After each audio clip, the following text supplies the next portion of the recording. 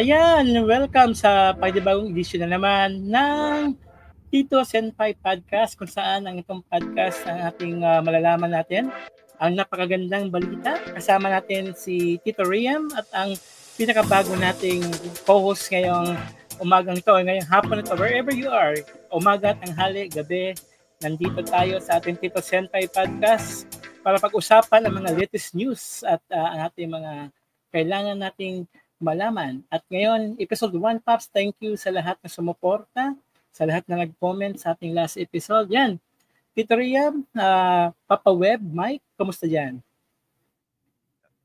Papa Web, mauna ka na. Ay, mauna na ba ako? Ikaw bago, mauna ka. Dito sa States, okay lang. Ay, hindi pala. Nasa Makati lang pala ako. Sorry. State of Makati. State of Makati. State U. Okay naman. Maganda naman yung... Maganda ba weather? Parang umuulan nata. Hindi ko alam eh. Umambon sa labas dito. Umambon ba? Hindi ko pa nakita, Brad. Wala pa ako nasisilayang araw. Wala nga. Madilim sa... Dito, anong oras na ba dito sa akin yan? Mag-alas 11 na ng gabi. Ay, yun, ganyan ko kayo kamahal.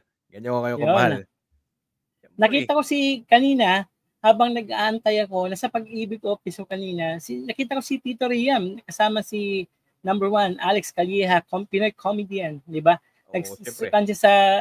Nandiyan siya sa Canada. Saan ba niya? Vancouver, Pops, di ba? Or sa... Sa Vancouver siya. Nag-show siya dito. Ito yung ticket ko kanina. Yan. Ayun. Siyempre, support po. Ay, nasira. Ayos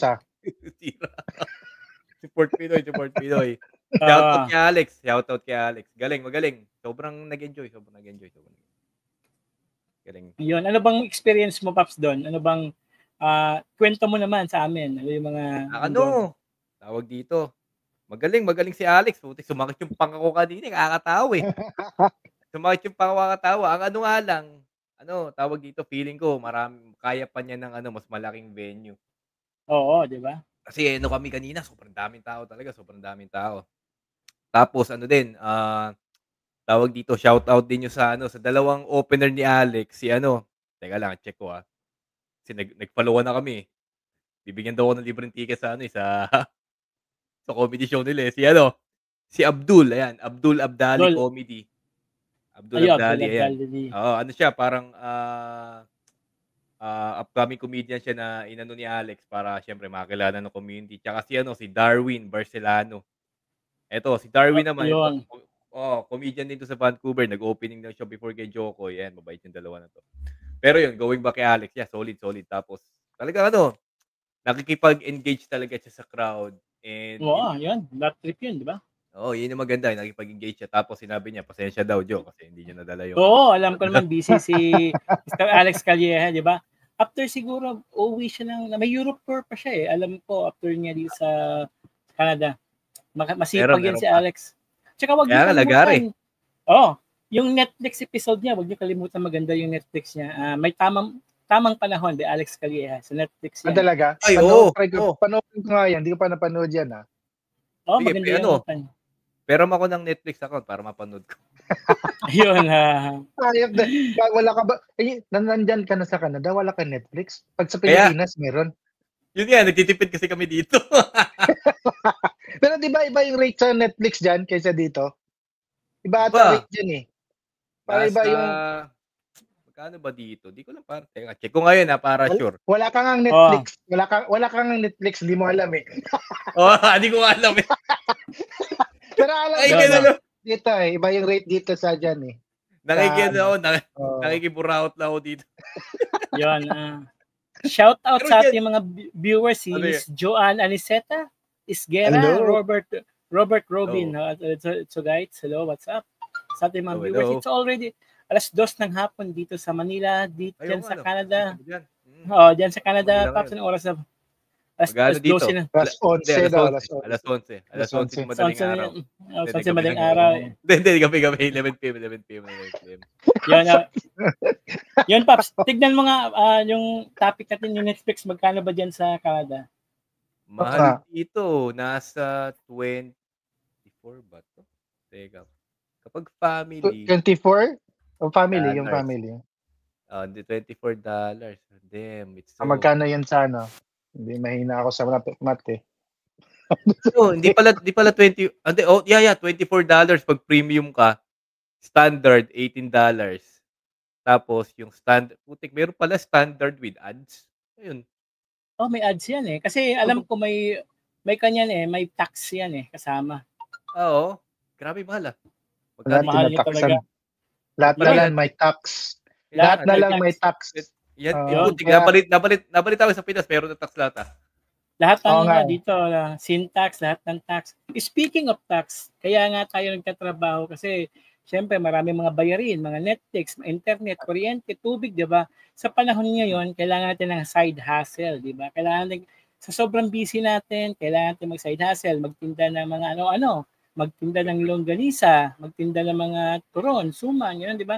Naalala ko dati yung teacher ko nung elementary, hindi ka pwedeng pumasa pag hindi ka bumili ng longganisa sa kanya. Kaya seryoso ba yun? Teacher ko dati. Side hustle, nagtitinda ng longganisa noon sa amin, sa probinsya. Kaya yun yung mga side hustle ngayon. Then, ngayon din, sa mga kababayan natin sa Pilipinas, meron nagsa-side hustle, nagiging virtual assistant, BA, gano'n, di ba? Diyan sa Canada, Pops, anong mga uso dyan? Papa Mike, Papa Web, anong meron dyan? Side hustle? Ibalik ko lang yung sinasabi mo na nagbibenta yung teacher mo. Kasi yung high school ako, meron din ako teacher. Hindi, ikaw yata nagbibenta eh. Nagbibenta din yung teacher ko ng high school. So bago mag-umpisa yung klase niya, sabi niya, class, bago mag-umpisa ang klase, bumili muna kayo ng yema. Yung yema. Yun, uso yun eh. Uso yung yema dati. Kaya bili mo na kami. Paano mangyayari pag di ka bumili? Di ko alam, Paps. Hindi pa naman ako nabagsak, hindi ako bumili. Honor student, putik, honor student. Hindi din ako honor student, basunurin lang ako. Ano ko? Anyways, kaya yan. So kaya yan, sinasabi niya, ni Jojo na kailangan natin ng side hustle. So ako naman, aside sa meron akong full-time job, meron din ako mga ibang side hustle. For example, kaming side hustle ni Riam. madaling araw, US yung kliyente namin. So yun, hati kami dun sa... Ba't mo sinabi? Hindi ko matatanggal. Yun, hindi, side hustle naman yun eh. Side hustle naman yun eh. Okay. Ikaw naman yung empleyado dun, hindi ako. Putik yan. Okay. Anyways, so yun. Tapos, meron din ako, aside from that, meron din akong binubuong kumpanya, which is Davao-based yan. Hindi mo alam yun. Sa Davao, sabi ko eh. So, may mga kumpanya. Mayong hapon sa mga taga Davao diya. Mga Davao. Mga sub-Saharan side of the country. Sub-Saharan Mindanao. English. Ano ba yan? Sorry. So yun nga. So kailangan talaga si Russell. Minsan nga, pag nandito ako sa Manila, naisip ko na rin pumunta sa Adonis eh. Baka kasi pumasa ako dun eh. Hindi kagi, meron doon. May age limit doon eh. May age limit. May age limit ba? May age limit. Pwede pa ba ako? Hindi na, overage ka na. Nasa 5 ka na eh. At saka doon eh. Dapat doon macho eh. Di ka pwedeng chabi-chabi doon eh. Patingin nga. Kundi lang, may isang ab ako eh. Kaya... abnormal. Abnormal. Yun, ikaw, Paperiam, anong mga side hustle? ano dito. Dito kasi sa Canada, hindi paano ko ba sabihin? Hindi, sa akin, sa forte ko kasi dito, pag IT ka, kung okay yung salary mo, kunwari lang kumikita ka ng let's say $40 to $60 per hour, malaki na yun. Okay Pero, yan, di ba? malaki yun, oo, malaki yun. Magkano yung 60? Let's say 2,000, ewan ko basta, 60. Hindi ko alam magkano. times 40, times 40 mo, Mike. Magkano? Times 40. Magkano? Times 40 ba? Ay, Times akala ko 40. times 59. Tama, Canada ka pala. US yung 60 59. times 40. Wait Mga lang. 2,400. 2,400 ba? 2,400. Putay na ba't ano tong calculator ko? Bobo. Yan, di ba? Sa Canada kasi at 2,400. Oo, malaki yun. Pero kunwari, nagtatrabaho ka kunwari sa let's say service industry, mga fast food. Minsan kasi, sobrang taas ng bilihin, merong mga nagdo-double job, yung mga side hustle, may tinatawag yung side hustle. Humahanap sila, kunwari, mga cleaning, ganyan. Gaya nung napanood ko sa Hello Love, ano yun? Hello Love Again. Goodbye. Hello Love Kay, Hello Love Hello Love Goodbye. Goodbye. Hello Love Goodbye. Ayun, kay Hello Love Alvin Again. Hello Wala, Love yun. Again. Yan. Hello Love Again. Teka, ano yung pinagkaibang dalawa? Hindi yung pares, Hello Love. Sequel. Prequel yung isa. Sequel yung ano. Okay. Nalilito ako lagi doon. Nalilito ako lagi sa dalawa. Yung Di isa, ka funny. sinot sa Hong Kong. Itong isa, sinot sa Canada. Okay. Yun yung mga ginagawa ng side hustle. Kasi syempre, kailangan mo ng extra money. Lalo, kung marami kang binubuhay, kailangan mo talaga kumita. Yun nga eh. Kaya kailangan talaga. And then recently, Pero paano? sa Pilipinas, yun. Yung, ano ba yung pag blue collar job, white collar job ba, malaki kita sa, or depende lang din dyan sa Canada? Paano depende? Yung rate nila. Depende sa kasi dito sa Canada, ang binabayaran kasi dito, yun nga, per oras, kumpara sa Pinas na per day. Ang minimum dito nasa, wag niyo kayo quote dito, di ako sigurado pero last na nadinig ko, nasa 17. Iko-quote kita. Wag mo i-quote. Nasa 17, dapat si Henry kasama dito, si Henry dapat Pero nasa $17 yata ang per hour dito sa Canada. Which is, magkano yun? Magkano ko sa 400, almost 500 pesos per hour. 17? 17 per hour. So, almost 500. Tama ba? 680. Yan. Yun, putik. Malaki yun. 680 per hour. Kung per hour lang per hour, let's say 40 hours ka per week. So, 680 times 40 times 4 kasi 4 weeks a month. Malaki yun. Magkano papalo yung sweldo mo? Maglabas ka ng calculator. Ikwenta mo nga, magkano kaya dyan? Parang yung isang araw lang yung isang oras dyan na. Mahigit pa. Yung minimum wage mo dito, isang araw lang dyan. Isang oras lang dyan. Magkano yung times 40 times 4? Sige, galingan mo, Paps. Laki pala, gagi. Laki. Hindi, 108,000. 108,000? Per month. Per week yan? Per month. Pwede na.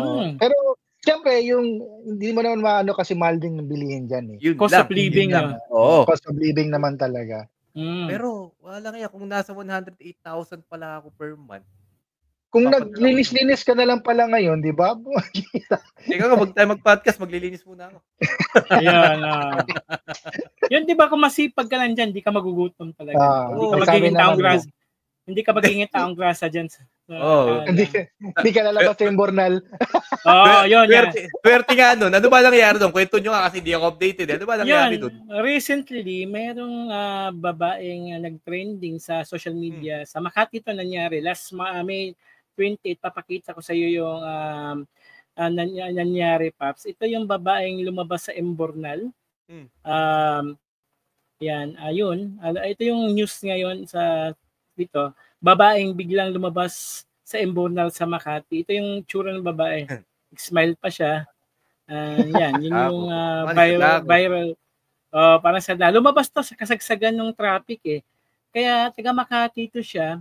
Nag-viral to kasi yung mga tao, viral yung video niya kasi lumabas siya sa kahabaan ng Ayala and then nakatira siya sa squatter area. Nangangalakal lang daw sila tapos bigla siyang lumitaw sa Imbornal nung kasagsagan ng traffic at saka binigyan siya ng 80,000 pesos ng DSWD ng gobyerno natin. Kaya 80,000? Wait lang, Brad. mm, Punta muna ako dito, baka may Imbornal sa baba. Ayun nga, teka. Kako, Yun, di ba taga Makati ka? Nasa Makati ako ngayon. Hayit lang ha. Ay, Maya, pali. balik ako. yun, kaya Grabe yung mga yun, tao ngayon 80,000. gusto nilang 80,000 binigyan sa gobyerno. Kasi sabi naman ng gobyerno, in fairness naman, gusto nilang tulungan nyo na magtayo ng sari-sari store, magnegosyo para hindi na bumalik sa pangangalakal sa ilalim ng Imbornal.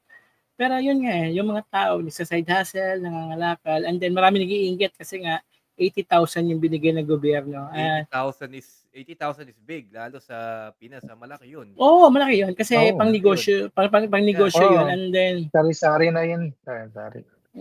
kasi gusto nilang gawin is maibalik ng marangal yung buhay ng babae. Diba? Pero, Kasi, yun nga, tama yung sinabi mo na hindi maiiwasan ng iba na mainggit talaga kasi parang binigyan ng special treatment yung lumabas ng Imbornal eh. Paano naman kunwari ako na nagbebenta ako ng sampagita sa tabi-tabi. Araw-araw pagod din ako. O ako yung kagaya nung mga, alam mo yun, dumudura sa sasakyan tapos lilinisin na lang yung Duraboys. Paano naman kami mga Duraboys, di ba? Wala yan. Parang, kasi hindi basta-basta binigyan. Sabi naman ni Secretary Gatchalian, yung secretary ng DSWD, nagkanda sila, inobserbahan nila at saka yung pamilya, yung pamumuhay, kasi under investigation daw, deserve naman daw ng babae bigyan ng 80,000 kasi yung pamilya, marami daw anak, and then yung babae, nangangalakal sa lalim ng basura, Imbornal. Kaya yun, kaya deserve bigyan para tulong na rin sa gobyerno. Pero yung iba, di ba, Pilipino, alam mo naman dito, crab mentality, hilahan. Kaya sabagay. Mahirap talaga. Kaya balik tayo dun sa side hustle. Kailangan mo talaga mag-side hustle ngayon kasi sa daming bayar yung mga Netflix, kasi ang dito, yung mga like Netflix, Spotify, mayroon tax na na kasama. Kaya nagmamahal dito. Tax na ngayon. Mahal yung subscription natin ngayon. Kaya basically, yun yung ginagawa natin sa alam nyo, napansin ko sa Pinas ngayon kasi madalas ako mag-TikTok hindi TikTok. Nakikita ko, ang dami talagang yung mga nauuso yung nagbebenta ng mga Graham bar. Yes. Yung mga pagkain, yung mga, ano yun, bilao package. Sabi ko, putik, ang dami, kaliwat kanan. Talagang talaga sila. Tawag dito, minamaximize talaga nila yung opportunity na yun na, alam mo kahit nasa bahay, kesa manood ako lagi ng TV. Talagang, alam mo yun, nagtatrabaho talaga sila. Remember mo, Papi, yung sa panahon ng pandemic, marunong kasi mag-bake yung misis ko ng banana cake Bake yun. Di ba? Naalala ko yun, Isa sa mga side hustle namin. So, pinupost ko yun sa Facebook, sa marketplace. Marami naman nagbebenta. Actually, yun parang doon din na maraming nagano sa amin na bumibili. Kaya importante talaga may mga skills. May mga skills ka eh. Tama. Teka, may nag-comment dito. Papi, basahin nyo. Peter Fideliseo. Bago nakita ko tong post na to. Palarong pambansa incentives, 3,000 binigay. Yung Imbornal girls binigyan 80,000 yun. Kaya di ba? Para yung pambansang nanalo, 3K ang binigay. Yung sa Imbornal girl is 80,000. Kaya marami nagrereklamo din yung sa palarong. Good point. Kung ako din yun, magrereklamo talaga ako kasi walang yung isa nire-represent yung bansa mo, yung isa nire-represent yung kalye ng Makati. Kahirapan na. Yung siyempre yung mga athletes yung pagod, hirap diba? Ilang days, weeks sila nag-exercise. I mean, years din na nagano para lang mabuo yung skills na yun. Training. Tapos 3,000. Okay. 3,000 putik yan. Hindi ka pa makakakain kay Chef Gordon Ramsay. Ulang pata pamasahe, 3,000. Hanggang Diwata Pares ka lang, pwede yan. Diwata Pares. Wala na raw pila kay Diwata ngayon. Pwede na tayo. Wala nang pumipila Sarado na rin yata Marami nga nireklamo kaya tama to, bagong trending to, parang pambansa 3K lang, yung mga kabataan Pilipino nag-ensayo, nag-practice, nagbigay ng effort, samantala gobyerno kaya minsan nakakalungkot din talaga. Kailangan mo mag-side Nakakalungkot hustle. talaga, oo. Pero ito naman ang problema natin. Let's say kunwari, puro ka na ng side hustle. Paano mo naman malalaman na alam mo yun, nabu-burnout ka na dun sa ginagawa mo? Ano yung kayo, personally, ano yung mga signs na nakikita niyo na parang, shit, nabu-burnout na ako sa ginagawa ko? Kunwari IT na ako for 20 years or kung ano man ginagawa ko. Paano niyo nakikita na nabu-burnout kayo? Tapos ano yung ginagawa niyo, say, para alam mo yun, labanan yun? Para lang Ako, ma-share natin sa mga kasama nating Gen Z. ako nung dumating ako sa time na nagbo-burnout ako, nawalan akong gana Kumbaga hindi mo na mahal yung ginagawa mo Parang love lang yan Minsan, Yun, go Jojo. Love Survivor. Parang pag-ibig yan, di ba? Pag nawala ka ng gana sa asawa mo, darating yung time na hindi naman lahat puro sweet Darating yung time nagsasawa ka rin Nabo-burnout ka rin Pero yun din parang sa akin, experience ko that time is yung na-burnout ka, parang pagod ka na, ayaw nang gawin isang bagay, IT na lang, programming na lang, gano'n. Kaya nag-side hustle din ako for another radio sa TV before and then podcasting. Pero na-divert ko, pero binalikan ko, IT pa rin ako ngayon kasi doon ako nabubuhay Pero basically... Paano yung Papi, nung nag-IT ka, nag-apply ka ba as radio DJ or parang na-discover ka? Curious ako, paano? Na-discover lang ako kasi caller lang ako that time sa Magic 89.9 and then dati pa rin nagkana ako parang nakakatawa naman ako and then si Ramon Bautista tumulong sa akin, the rest of the boys night kaya minsan doon din tinulungan niya kasi that time caller lang ako and then kung ako before suicidal din ako before kasi pag-ibig ng love, di ba? Utek, totoo ba yun? Yung napapakinggan ko sa radyo? Yung napakinggan ko sa radyo dati. Yun. Legit yun. Kaya minsan dati noon, parang guguho ang mundo mo before na nabu-burnout ka sa buhay, burnout ka rin sa...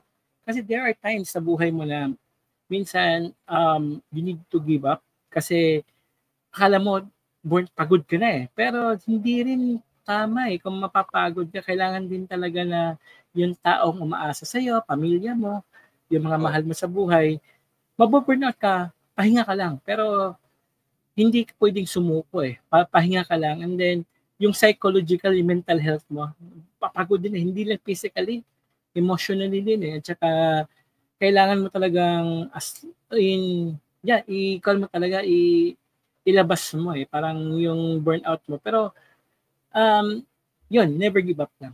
Yan ang masasabi ko. Burnout is okay, normal sa tao yan. Normal nga yan. Ako naman. Tagal mo nang ginagawa Ikaw, Papi. Ako naman, Pops, siguro dahil siguro, yung, hello? Yes, sige. Hindi naman. Di ba? Kasi ako naman, dahil siyempre, marami rin umasa sa akin. Siyempre, ako naman, may 4 na anak. Ilan ba anak mo? Yung totoo. 4 na anak. 4. sa paunang asawa. Isang asawa lang. Mabait naman tayo. Naman tayo. Yari ka mismo. Ayun. Siguro, ako naman, pag nababurnout ako, nagpapahinga ako ng matagal. As in, matagal. Kunyari, talagang tutulog lang ako. Kasi hindi ko rin kayang ma-pressure masyado. Kasi marami umaasa. Kailangan ko i-compose yung sarili ko. Kailangan din talaga, though it takes skills para magganyan sa sarili. Kasi may talagang siguro nasanay na rin ako. Nasanay ako na pag marami na akong ginagawa, magpapahinga ako ng matagal. Tutulog ko lang talaga. Tapos bukas is another day, kailangan sige trabaho ulit. Ganun lang. Siguro yun lang. Yun lang sa akin. Kasi kung paano mo siya i-cope up Sa akin naman, tama. Tagal ko na rin, ilang years na magtatrabaho, parang 2 years ako nag-work Hindi pala 15 years. Hindi. 2 years sa Canada. 2 years sa Canada. Hindi. Ilang years na pa ako, parang 15 years na ako nag-work. Nakakaano rin, tama yung sabi ni Jojo din na nakakaumay kung purong yun din yung nakikita mo. So ako, gaya ng ginagawa din ni Mike, namamahinga lang rin ako. Ganun, wari, maglalabas ako saglit. Kasi hindi ko kaya yung stress. Kapag kasi sobrang stress mo na sa trabaho, hindi ka makapag-focus. Lalo tayong tatlo na IT yung ginagawa natin. Tama. Stressful job yan Kaya tapos more of logical thinking talaga. So, kailangan laging may fresh idea. Kaya nga 'di Yun, ba pansin niyo sa mga IT, typical yung sinasabi nila na, "Tara yosi break muna tayo." Para lang alam mo yun, ma-refresh yung utak mo na kasi minsan kailangan mo ng change of pace, change of scenery. Yun lang talaga yung kailangan mo. You just need to take a breather para ma-reset lahat and then after that, go back again. Yun lang. oo. Oh, Mm. parang ako, sabihin nila, yosi break muna tayo, hindi ako nag-yosi. Tambay lang din ako. Hindi, nag-yosi ka, second daw smoker ka eh. Hindi ka smoker ako. Oo, Hindi, second dose. pero totoo yun. Kailangan mo ng break. Kasi kahit ako Ano? for example, Pahinga ka. wala akong ibang, hindi naman ako nag-yosi. So pag yung mga office mate ko sabihin mag-yosi break sila, sasamahan ko lang sila. Oo. Tapos yun, yung yung mga hinanain nila, di listen lang din. Naalala ko pa dati kasi office mate kami dati, Johnny, ni Mike. Pag nag-yosi break kami, kaya kasama lagi yan. Tapos, mag-yosi kami, siya, nang ispat. Hindi, teka lang, di pa ako tapos. Ng mga dadaang sasakyan. Kasi, baka kasi masagasaan kami habang tumatawid tapos naninigarilyo. Tama. Yun yung inispatan niya. So, nawawala yung trend niya talaga. Lalaglag mo pa ako, ha? Sabi nga nila, pass is pass. Pass is pass. Pass is pass. Yun nga, pero lahat naman tayo dumadaan talaga sa mga burnout. Teka, pero naisip ko yun, yung na-burnout ako, naglalakad ako sa may Ross Boulevard, nakita ko ng taong grasya ka sa bata nagmamalimos, di ba? Iniisip ko sarili ko, pag ako na-burnout, wala akong karapatan ma-burnout, magiging taong grasya. Tama. Oo, wala akong karapatan sabihin ko sarili ko, hayop, ayoko maging taong grasa. Parang iniisip ko, baka maging taong grasa ako Parang, yung burnout ka mawawala pag iniisip mo na yung anong kakainin nyo, yung kaya iniisip ko burnout minsan para sa mayaman lang para ikaw hindi ka walang karapatan kasi maraming umaasa sa'yo, marami kang bayarin pag na-burnout ka, walang kakain. Correct. Kung magiging magiging taong grasa ka at saka di mo alam kung saan yung bigas na kukunin mo. Kaya correct, saka din. Bali, ako, minsan sinasabi ko, during nga nung pandemic na parang nagpapasalamat ako nung pandemic, may trabaho pa rin ako. Kaya parang yung i-compare mo yung iba na walang trabaho, tapos ikaw may trabaho, dapat pa rin na mapasalamat ka din, push pa rin, trabaho ka pa rin ng trabaho. Kahit wala akong karapatan na parang na hindi magtrabaho dahil na burnout ako. Kailangan ko pa rin magtrabaho kasi swerte ako Privilege yun Oo. Not Tama. everyone is given Kasi ako ng pandemic, wala na akong trabaho nun. Tagal ko na walang trabaho nun. Na-redundant ako nun. Negosyo ka Oo nga pala. Hindi, Hindi, may negosyo kami nun, pero humina rin kasi pandemic nun dinamay mo ako sa negosyo mo Oo. At least pasalamat ka. Nagkano kami yan. Nagsosyo kami dati. Alam ko yung negosyo niya. Sumuporta ako doon Mo-order sa akin dati si Jojo ng tubig. Kaya ngayon, kidding aside, mas maganda talaga na dumaan tayo sa ganun, pero maging grateful na lang tayo, pasalamat tayo, buhay pa rin tayo, at saka may mga talents pa rin tayo. Totoo. Pero ito, ano napansin nyo sa Kasi ngayon, parang yung burnout na term is sobrang dalas ng lumabas compare dati Kasi parang yung mga Gen Z, ano ba yung sa Gen Z? Basta yung Gen, na gano'n na sila tawag dito, burnout ako, shit, ang strict ni boss. Masyado may mga mental, may mga mental, may mga mental. Oo. Yun. Good day sa'yo, Papi. Dear Rednas, good day, Boss Idol. Yun, thank you, Dear Rednas. Salamat sa pakikinig. Iba yung iba yung pag-handle ng Gen Z ng stress ngayon or ng burnout nila compare yung sa atin Ngayon kasi more of mas mataas yung suicidal thought nila compare sa atin dati. Hindi ko alam pero naging parang yun nga snowflake. Nabanggit din niya ni Alex kanina na parang masyadong weak nga yung mga kabataan ngayon compare dati na yun sa generation nyo kasi matanda na kayo, bata pa ako. Okay. Pero masyadong weak sila, hindi sila sanay mag-adapt compare sa atin ngayon. Kasi kita nyo nga yung pinopost nila lagi sa social media, alam mo yun? Post sila ng post na, shit kailangan kong mag-post ngayon kasi kundi wala akong maiko-content. Paano yung mga followers ko, Ah, yung mga following ko mababawasan yan. Alam mo yung purong flex lang sila ng flex pero wala naman talagang context yung pinagpo-post nila. Nakita niyo social ba yun media, sa di mga ba? sa mga kakilala niyo na bata or sa mga anak niyo napapansin niyo ba yung mga gano'n? Oo, meron gano'n yan, mga pamangkin ko, flex ng flex, gano'n, di ba? Parang, hashtag squad goal, hashtag the serve, gano'n, di ba?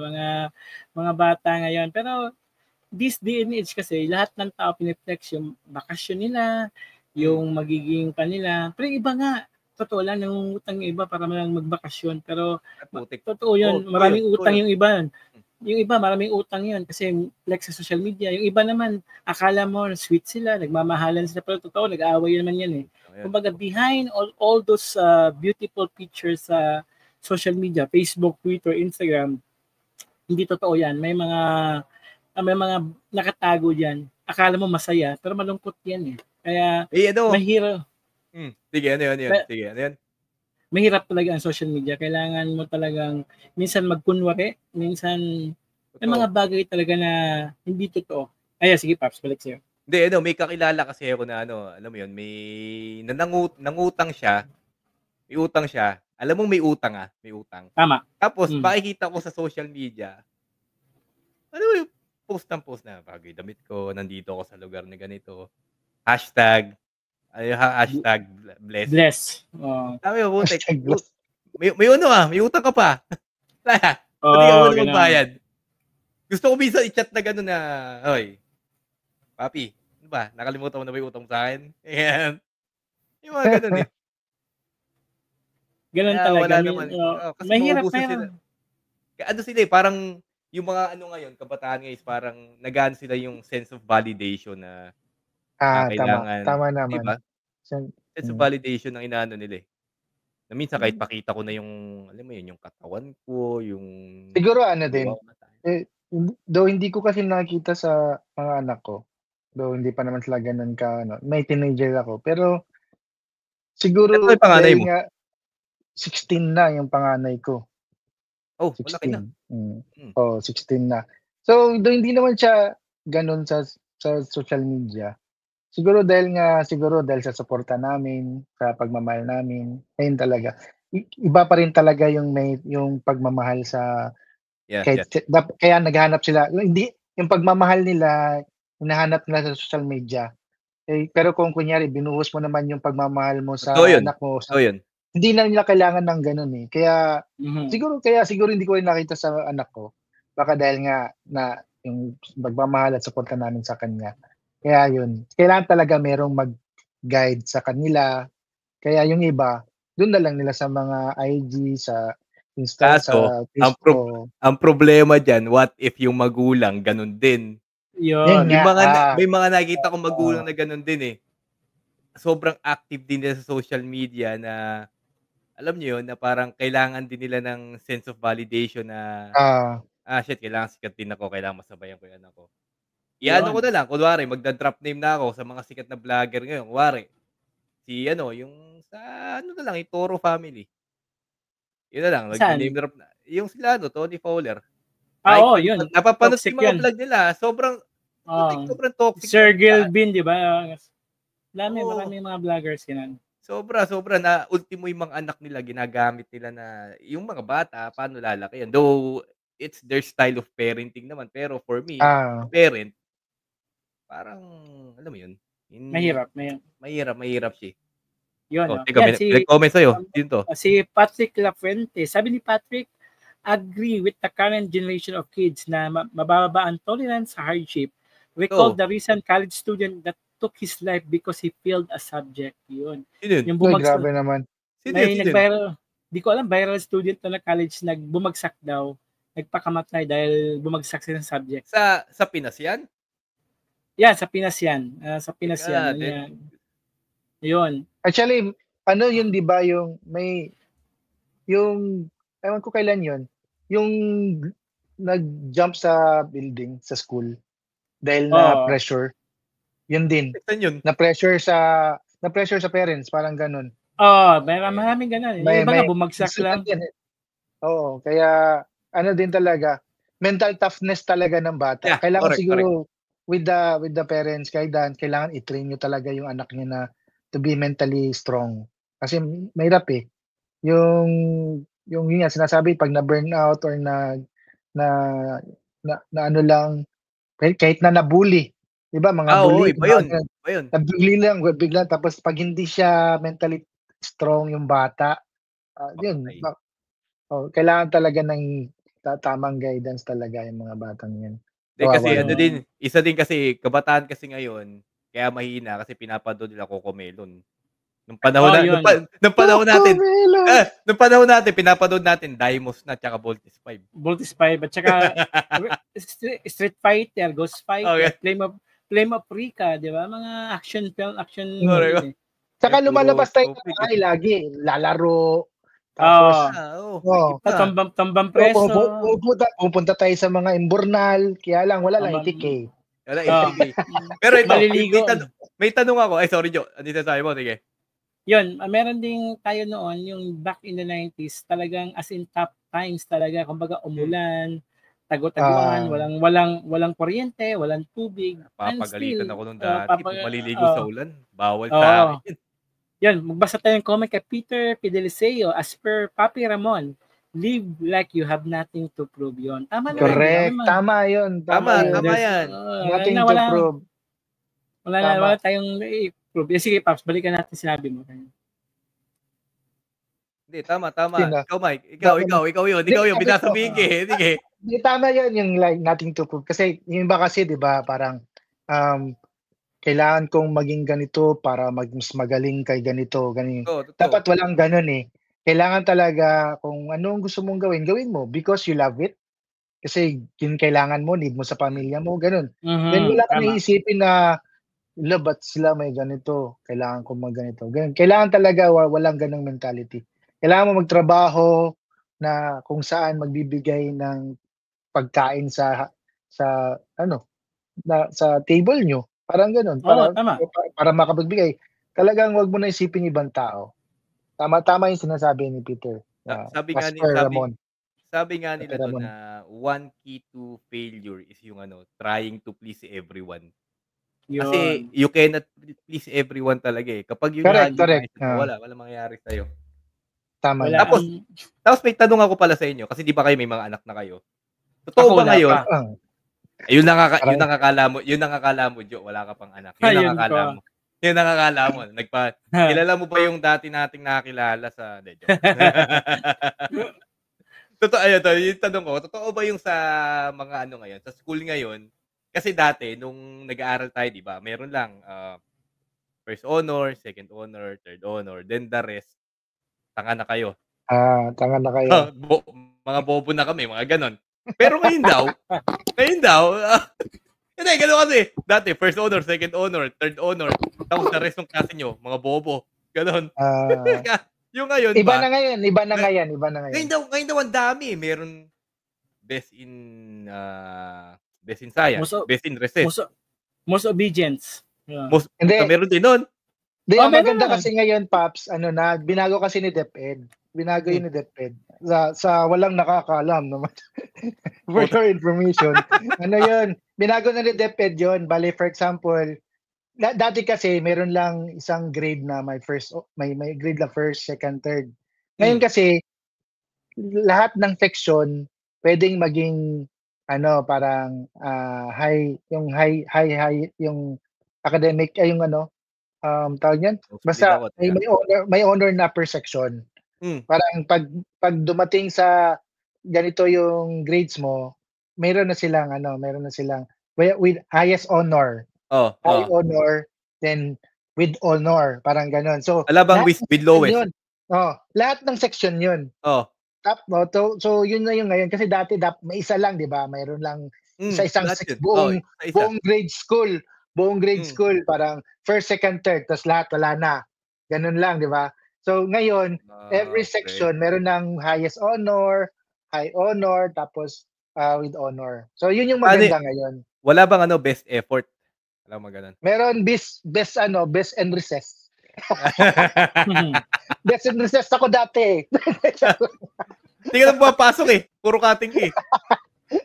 Hindi naman. Bait kaya ako. Kasi papagalitan ako ng nanay ko. Mahirap doon. Pag yung nanay ko. Yun nga eh. Yun nga. Mahirap doon. Pag prop ko yung nanay mo. Naalala ko yan. Kwento ko lang kasi nung college. Sige, hindi naman siguro niya pinapanood to eh. Nung college kasi engineering yung course ko. So meron kaming subject na stats. Teka lang, baka nanonood ba yun? Kasi alas 2 yan eh. Teka lang Stats? Baka mamaya i-recall yung grade ko eh. So, magchat-chat lang yan. Magchat-chat lang. Oy, teka, may nag-comment bago kayo kinuloy yung kwento. Yun. Tira. Kaya Marshall Gray. Good afternoon po. Medyo busy ako. Sayang nasa dialysis ako. Nakasalang medyo lubog. Labo ang signal dito. Supporting live streaming. Oh, thank you, Marshall Gray. Thanks, Marshall. Thank you, Marshall. Ingat yan. Ingat. Pagaling ka. Nasa dialysis daw siya.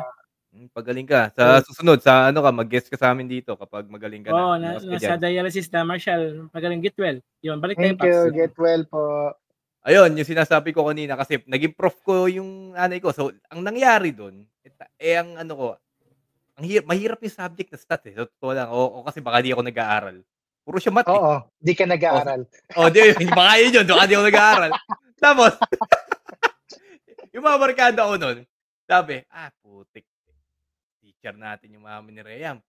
Huwag tayo pumasok. Tapos tuwing may exam, nakikita ko yung ginagawang lesson na sa bahay. Masagot dito. Kinukuha ko lang letter. May mga computation yun. Madaya itong taong to. Pero, joke lang lahat yun. Nag-aaral ako dati. Masipag ang bata. Hindi mo yun. Hindi nga prof manay mo. Kaya pala magaling kang bata ka. Pero totoo yun. Meron parang pag kanya teacher o prof na, mayroon talagang pressure no na mag-aral ka kasi kasi teacher nanay mo. Dati, yung nag-aaral ako dati, syempre, tayo nag-aaral. Yung na-pressure ako nun kasi hindi ko talaga gusto mag-engineering nun. Ang gusto ko talaga dati, mag-accounting ako. So, sobrang stress ako nun. Feeling ko parehas tayo, Paps. Parehas tayo. Gusto ko rin mag-accounting. Kaya lang, sabi na nanay ko, wag ka na mag-accounting kasi yung ate mo accountant sina. Ikaw, mag-computer ka na lang. Yun, nag-computer ako. Parehas pala tayo. Dota. Ako naman, ang rason ko dati, bakit gusto kong mag-accounting, sabi ko, mas maraming dito. Tawag mo, mas marami kasing babae sa accounting dati. Kasi sabi ko na nga ba eh. Sabi ko na talaga. Engineering, puro lalaki kaklase mo pag engineering eh. So, sabi ko, wala. Pero syempre, hindi. Joke lang yun. Joke lang yun, syempre. Jokes are half meant. Jokes are half meant. So, half lang ng chicks ng klase. Pero half lang. Pero ito kung makikita nyo, ako dati, stress na stress ako doon kasi hindi ko gusto yung ginagawa ko, pero ginawa ko pa din. Pero ang iniisip ko, i-compare ko siya sa mga kabataan ngayon, feeling ko yung level of stress na gano'n na ginagawa nila isang bagay kahit na ayaw nila. Feeling ko magre-rebelde yung mga yun eh. Feeling ko lang. Pero ngayon kasi, dahil nga, di ba, may yung K-12, yung grade 11 tsaka 12. Ngayon, may chance pa silang mamili kung anong course talaga eh. Tayo kasi, diretso tayo eh. First year, second year. Tapos, biglang, ayaw ko tong course na to. Lipat ng second year. Mga ganun. Ngayon, first ganun. Grade 12. May panahon pa sila mamili. Maganda pala tong computer science. Maganda pala tong accounting. Maganda pala tong ganun. At least nurse. At least ngayon, mayroon pa silang another 2 years. Maganda pala yung kaklase ko, dito na lang ako. Hindi ka nag-aral sa klase mo. Kaya nga, sa kaklase ka ako, no? Focus ka doon. Mabait ako. Number 1 student in recess time. Yun, no? Yeah, mabalik tayo dun sa social media. May sinabi si Francis Kong, yung author at saka speaker. Sabi ni Sir Francis Kong before, napanood sa seminar niya, sinabi niya, social media is like a banner daw. Para siyang billboard kung saan pinopost mo lahat ng mga achievement mo. Parang binuboost mo yung ego mo doon eh. Pero Hindi, parang kumbaga yung tao nowadays is they're boosting their achievement, success, social media lahat. Kaya nagiging toxic minsan ang social media sa ating tao. Oo. Para yung mga politiko, nilalagyan nila ng yung sakong bigas ng galing sa government. Nilalagyan na mga mukha nila. Hindi naman nila pera yun, di ba? Yun. Okay, shout out po sa ating mga politiko dyan. Yun. Isipin nyo, nasa Pinas kayo baka mamaya masala. Yun, Paps, yan, thank you. At dyan nagtatapos ang ating episode 1. Nakisapos tayo. Oo, nakasaan na ta. Oo, kaya salamat sa mga ating mga nag-comment, nanood. Papi Rian, Papa Web, Mike, thank you, salamat. Salamat lahat. At muli, magkikita tayo sa next episode 2 na ng ating Tito Senpai Podcast. Tito Senpai Podcast. Paps, Rian, bago tayong may babatiin ka pa hanggang muli sa ating mga viewers. Binabati ko nga pala yung mga nanonood sa atin. Huwag niyo kakalimutang i-follow, like, subscribe yung page natin, Tito Senpai Podcast. Meron tayo niyan sa YouTube, TikTok, Spotify. Spotify yan. Panoorin niyo Spotify namin. At saka hanapin niyo yung Tito Senpai. Oh, yan. Hanapin niyo sa Spotify, Tito Senpai. Nandun, lumalabas ating first pilot episode last week. Download and subscribe in our YouTube channel din sa Tito Senpai. And yan, Papa Web, Mike, thank you. Thank you, Papa Rian. Thank you for having me here. Ayan, salamat. Thank you. And hanggang sa muli. Night. Thank you. See ya. Night. Bye. See ya.